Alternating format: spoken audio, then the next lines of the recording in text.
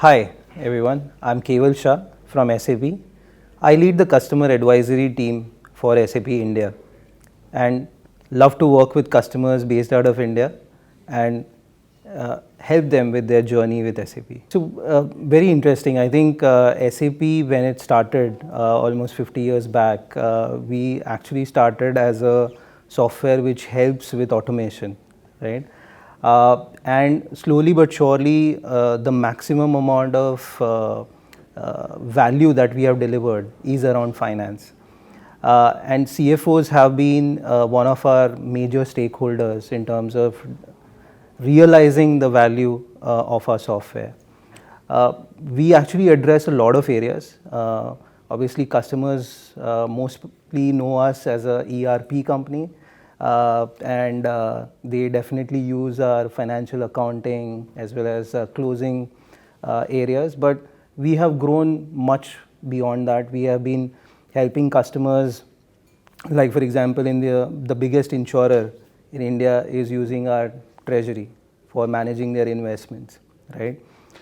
Some of the biggest NBFCs in India are using our software for managing their treasury borrowings, etc.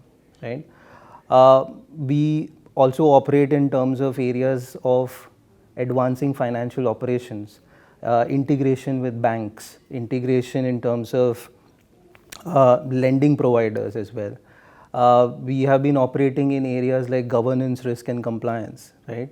Wherein every listed entity in India would have a risk committee, would have an audit committee. How do they automate all the reporting that goes out to these committees? How do they also understand what are the patterns or detect the patterns within their financials? Do fraud detection, do preventive measures in terms of process controls, financial controls. So we actually operate, if I divide it into 6 areas: financial planning and analysis, accounting and close and consolidation. That's the second area. Third area would be financial operations. Fourth would be treasury and risk management. Fifth would be governance, risk and compliance. And sixth would be cyber security and AI.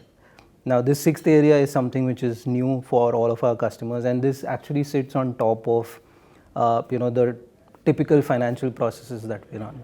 In fact, there are a lot of technology trends, a major one being the entire emphasis on AI. However, AI also requires a lot of data, right? So it is paramount importance that the businesses are able to first get the data and understand their data before they deploy AI on top of it, right?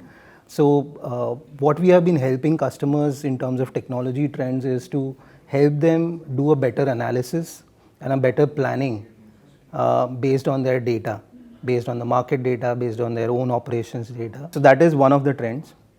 Second trend is to then use this data and infuse AI into it in 3 particular areas. One is gaining efficiency. So a lot of operations which are non-critical, which can be automated, which are not generating that kind of a value, that is something that can be handled by AI, right? So that is more from an efficiency perspective.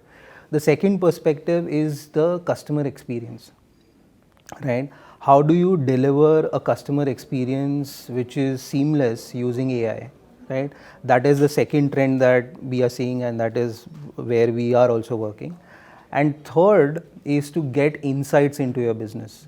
As to you have all of your data, all of your operations, how best can you use this data with AI, and AI delivering some of the exceptions and insights from the patterns that it sees, which will be very difficult for a normal person to see, right? So these are the 3 areas that we have been working upon with customers here in India as well as across the world. Definitely beyond these 3 cases, there is a lot of evolution that is happening. We have been infusing AI into our products. We have worked with some of the customers on a concept called as Joule, which is like a digital assistant to your entire business.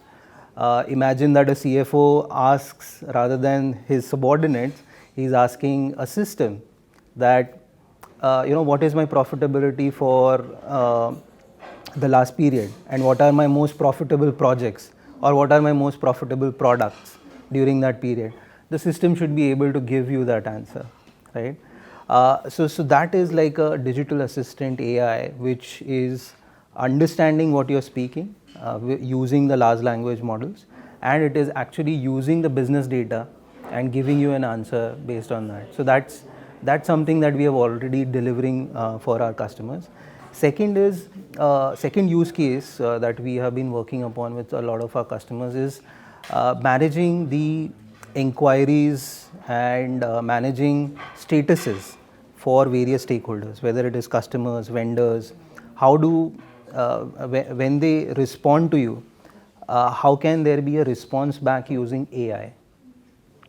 Rather than somebody writing a one-liner to a very important customer, can AI actually come in and say that, okay, this one-liner, I want to refine this response and make it more engaging and make it more apt, and it will automatically do that for the customer, right? So that saves a lot of heartburn for the customer, delivers a better customer experience, and this is something that we have worked upon, right?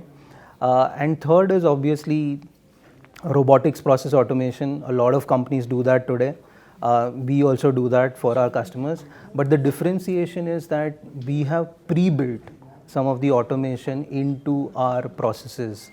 So there is not a lot of work that the customer needs to do once they deploy our solutions.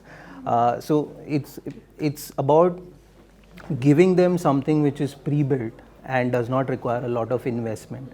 And that's where we are working towards in terms of building those AI use cases upfront, so that the customers only have to do a deployment saying that yes, we want it, and that's it, right? It doesn't require tremendous amount of efforts, data scientists to actually come up with an AI model. So that's what we have been working on.